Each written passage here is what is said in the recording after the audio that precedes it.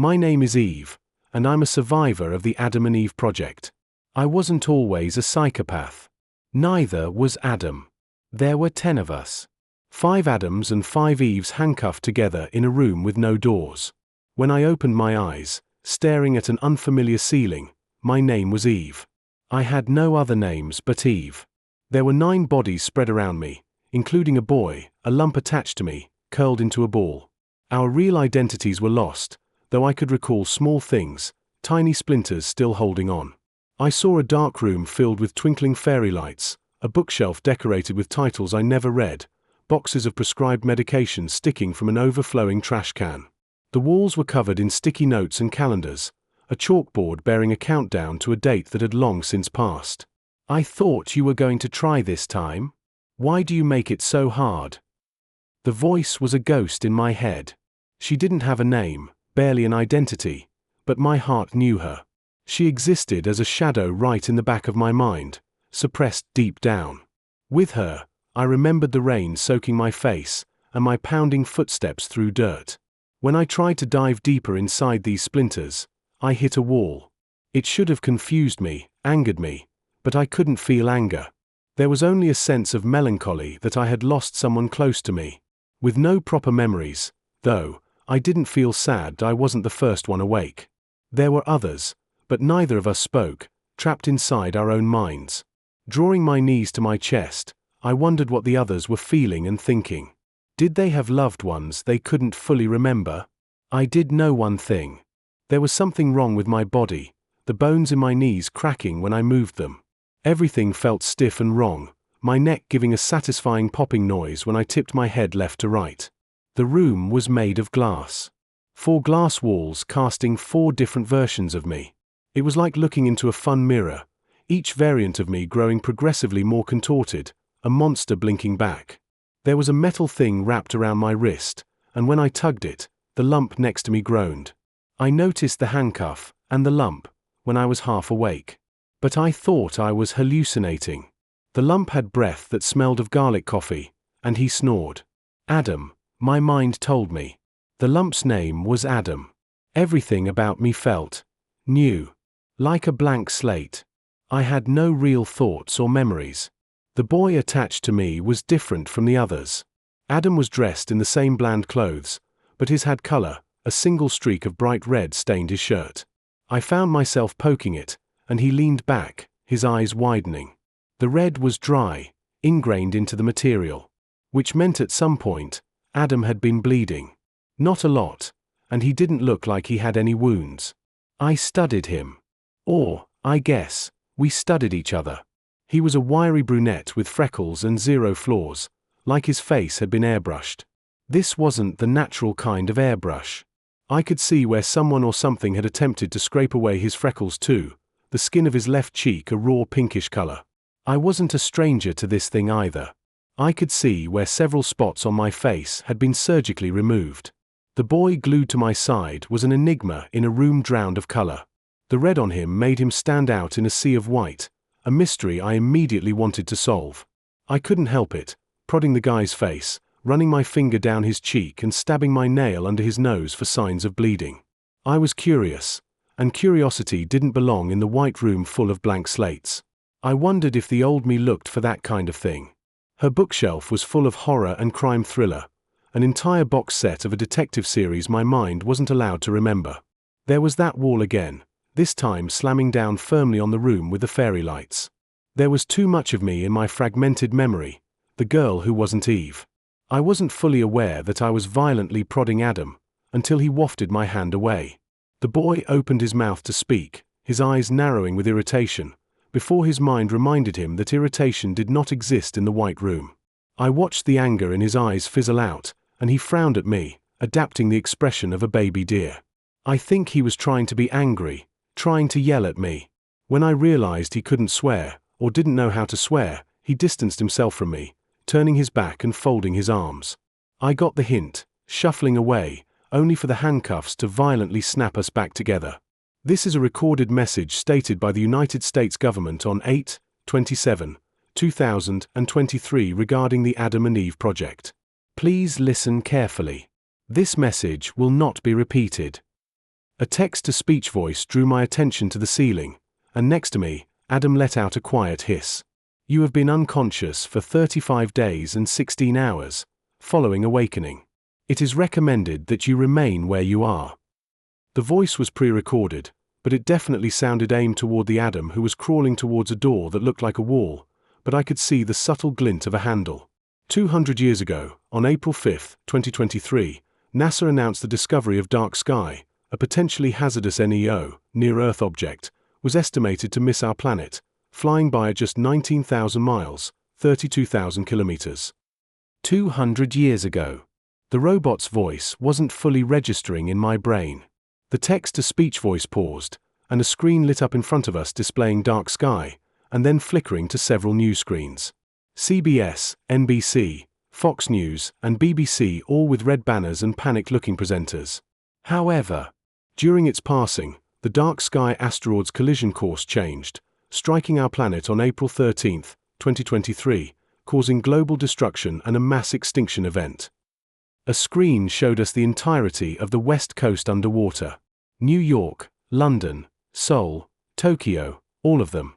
Either wiped from the map, or uninhabitable. Wait. I wasn't expecting Adam to speak, his voice more of a croak. His eyes widened, like he was remembering who he was before Adam. That's Apophis. He scratched the back of his head. 2029. Adam's random declaration of words and numbers intrigued me. I inclined my head, motioning for him to continue, but he just shot me a look. Adam was a lot better at emotions than me. What? You said something. My own voice was a static whisper. He blinked, narrowing his eyes. No, I didn't. Turning away from the boy, I decided to ignore him and all of his future declarations. I should have been terrified, mourning the loss of not just my loved ones, but my entire planet. But I didn't have any memories of the world except the rain, and a dark bedroom filled with fairy lights. I could have been a traveler, visiting every country and documenting each one. All of that had been taken away, and yet I couldn't feel sad or betrayed. Why would I mourn a planet I didn't remember? Please listen carefully. The voice continued. You have been carefully selected in a choosing process for the Adam and Eve program. Humanity's last chance of survival. 200 years ago, you were cryogenically frozen in an attempt to restart in a new world. I nodded, drinking the words in. Presently for you, the Earth is estimated to be habitable. When the lights flickered off, the screen lit up, displaying exactly what the voice said. A new world, and the bluest sky stretching out across a never-ending horizon. I found myself transfixed, smiling dazedly at brand new oceans and newly formed continents. We ask this, the message crackled. On behalf of the President of the United States, will you do what we couldn't? Will you make the new world a better place? Will you fix the mistakes of your predecessors and restart our sick world? I heard my reply before I was aware of the word in my mouth. Yes. The screen was brighter, that beautiful blue sky so hard to look away from. Will you create humans you are proud of? Yes. Yes. Adam's murmur followed mine, the others echoing. Will you be our future hope? Will you destroy every human being who goes against the new earth and spill blood in the name of Adam and Eve? Yes. The room flooded with light, and I blinked rapidly, drool seeping down my chin. It was the voice's next words that tore away my mind. It is with great displeasure, however, that we must inform you there are limited resources in our stockpile. The ceiling opened up, a large ratty bag dropping onto the ground. It was a brand new color, but this time, a moldy green. Something snapped in two inside my mind. It didn't belong in the new world. It was poison from our predecessors. I backed away with the others, yanking Adam with me. At first, he didn't move, cross-legged, a smile stretched across his lips. I don't think he noticed the bag. He was starry-eyed, unblinking at the screen still filled with the new world. Our new world. That was ours to mold into our own. There is no need for panic, the voice said. Consider this bag an artifact of the lost world. There is nothing to fear. Fear. I wasn't sure I knew what that was. Did my old self feel fear running through the rain? Did I feel fear witnessing my planet burn right in front of me? There can only be one Adam and one Eve in the new world. The voice continued. Please choose among yourselves. You have 2 minutes. I didn't experience fear when the tranquility in the white room dissolved. Adam violently pulled me to my feet when an Eve with a blonde bob dove inside the bag and pulled out a gun. She shouldn't have been able to use it. Our memories were gone, our old selves' footprints in the sand. But it was the way her fingers expertly wrapped around the butt that made me think otherwise. The Eve didn't hesitate, and with perfect aim, blew the heads off of 2 Adams, and then another Eve. I watched more color splatter and pool and stain the white room, bodies falling like dominoes. When an Eve stepped toward me, my Adam pulled me across the room, dipped into the bag, his fingers wrapped around a machete. He threw me a gun, and another Adam dived for it. Still no fear. I ducked and grabbed it, my hands working for me, shooting the Adam between the eyes. I realized what we needed to do to survive. But it wasn't fear that made me kill. It was necessary for the new earth. The words were in my head, suffocating my thoughts. We had limited resources. There was no screaming, no crying, or begging. An Eve knocked me onto my face, but there was no pain. She kicked me in the head, plunging her knife into the back of my leg. Still no pain. Blood stained me, running down my chin. No pain. I didn't think, I just acted. 1 Adam and Eve left, and they were hardest to take down. The Eve circled me, eyes narrowed, calculating my every move. Adam and I communicated through nods and head gestures. Adam told me to go for the sandy-haired Adam, while he would take a swipe at an Eve. I was taken off guard when the Adam surrendered, only to kick me onto my back, knocking Adam off balance too. I thought we were going to die. But my Adam had been following and predicting their every move. Back to back, I reached for my gun.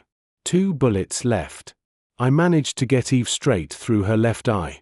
I didn't notice we were the only ones left until the walls were stained red, my hands coated with Adams and Eves, and the final Adam was lying in a stemming pool of blood. I had pieces of skull stuck in my hair, and I was out of breath, but I felt a sense of triumph. There was so much blood, but it was the blood of the old world. Both of us knew that. Adam turned to me, his eyes filled with stars, his skin stained red.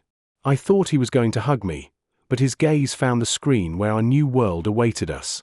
The 2 of us were breathless, awaiting the next instructions. But none came. I counted hours, and then a full day.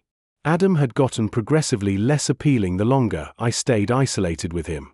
He sat against the wall with his knees to his chest, head of matted curls against the glass, the 2 of us suffocating in the stink from the slow decomposition around us. The other Adams and Eves were in their first stage. Bloating. How did I know that? 2029. Adam kept muttering to himself, over and over again. It was the same number, repeatedly. I couldn't feel anger or irritable, but I was confused why he was saying it. Another day went by, and I was starting to feel deeply suppressed hunger start to bleed through. I watched Adam counting to himself, his eyes closed, feet tapping on the floor, and wondered if the new world would accept cannibalism. Adam stared at himself in the fun mirror a lot, making noises with his mouth. I wasn't fully concentrating when he turned to me, blurting, "How big was Apophis again?" To me, his words were alien, and I ignored him.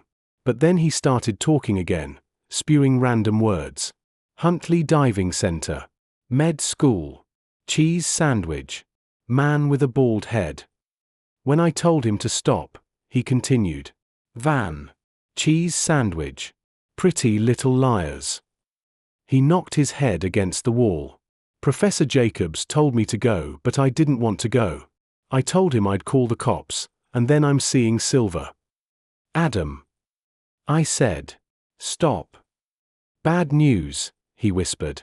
Very bad news I'm not allowed to tell anyone. Adam. I think I was irritated. You're talking too. He grumbled. Was he feeling anger? I didn't realize I was angry, until my blood was boiling, my teeth gritted together.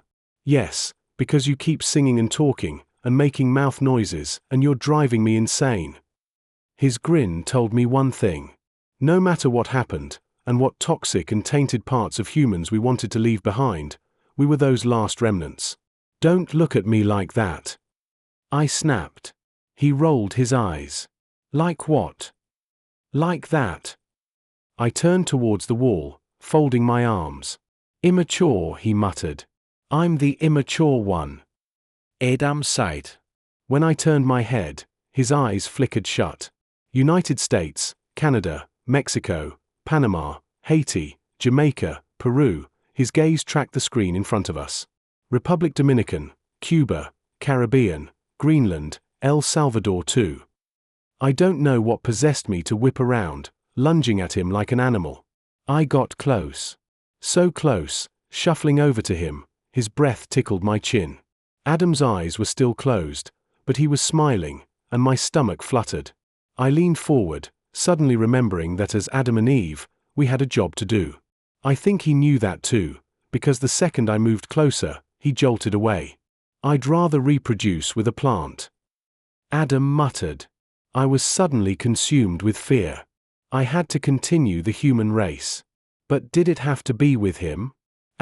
We found them. An Adam's voice, a human voice, ripped me from strange, fogger-like thoughts. I shuffled back, swiping at my eyes. Was I crying? Over here. Thundering footsteps followed and something in my gut twisted. I stood up, swaying. Adam followed, half-lidded eyes barely finding mine. His expression was new. I think mine was too. Fear. Humans. Before I knew what was happening, I was being grabbed by masked men, who were surprisingly gentle. Humans. I didn't know what to say. I asked them how they survived the asteroid impact, and they told me to stay calm. Adam was behind me, his arms pinned behind his back. He was being told to stay calm, but Adam was calm. He may have been nodding along to the human's words, but he was thinking exactly what I was.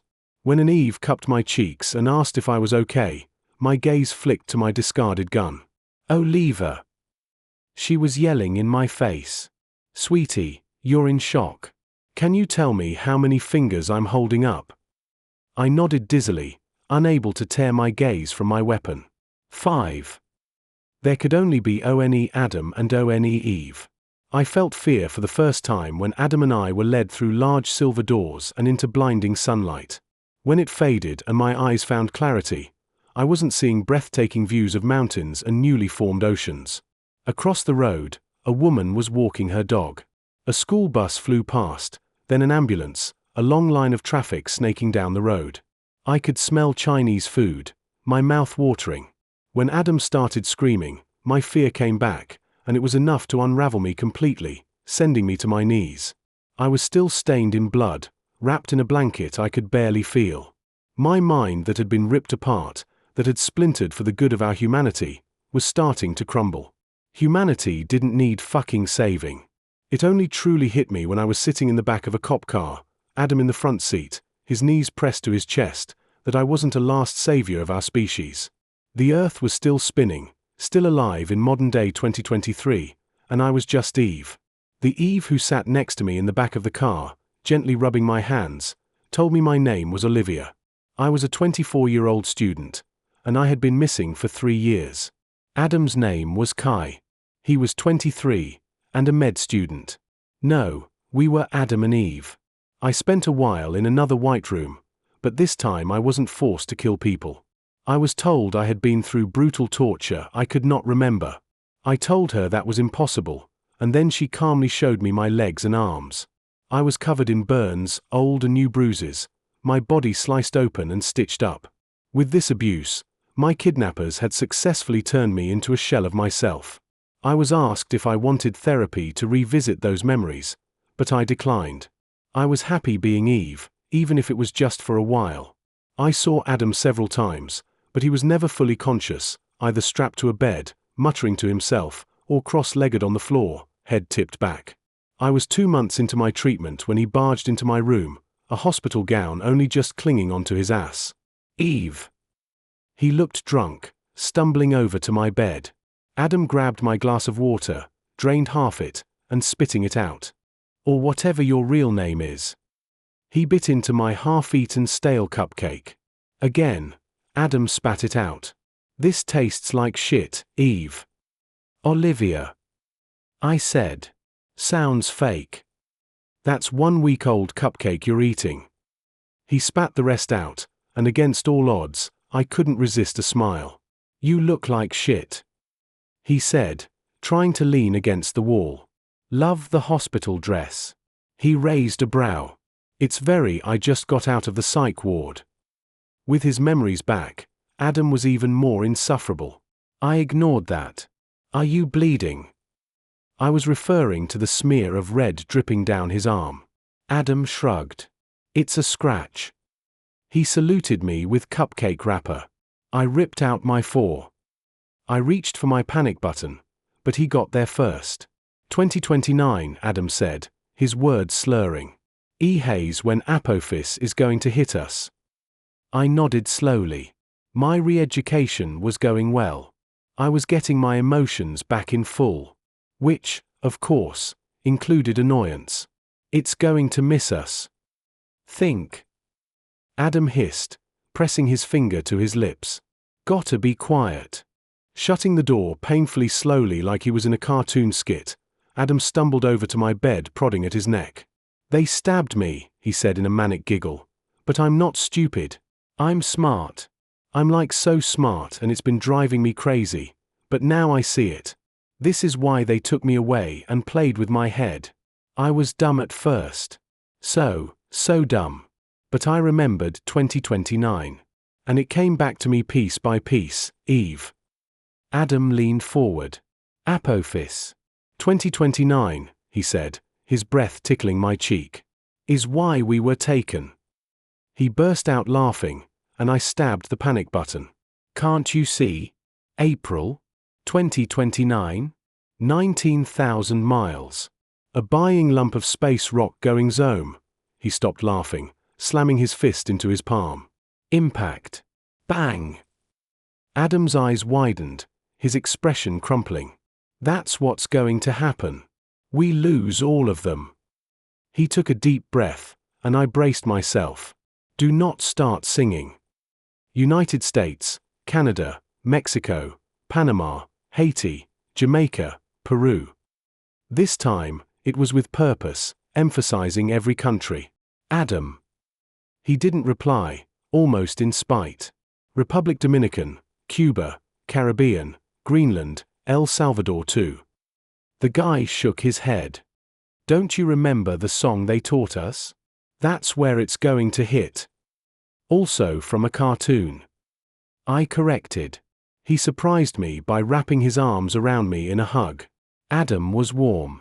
His scent was a mixture of toffee and bleach. I tried really hard to tell myself the bandage wrapped around his head was a good thing. That he was getting better. You don't know me, and I don't know you, he muffled into my shoulder. But neither of us can deny what we went through and what they want us for. His grip tightened. They're trying to take away what I know, and what I know is that asteroid is not going to miss. Eve, he straightened up, and he looked so vulnerable. Help me.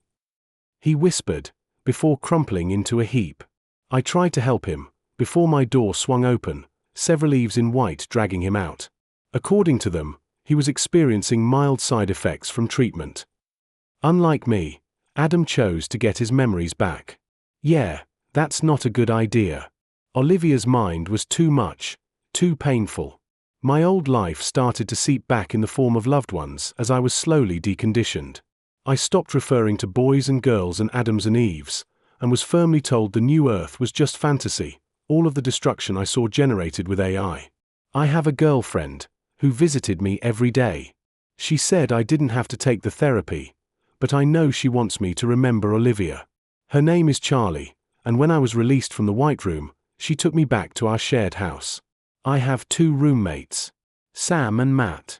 Both of them kept their distance for a while, especially when I accidentally referred to them as Adams.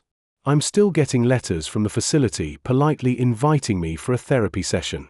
I'm ignoring them, but I have started seeing a single black van outside our house. I think my kidnappers are back, and I'm terrified.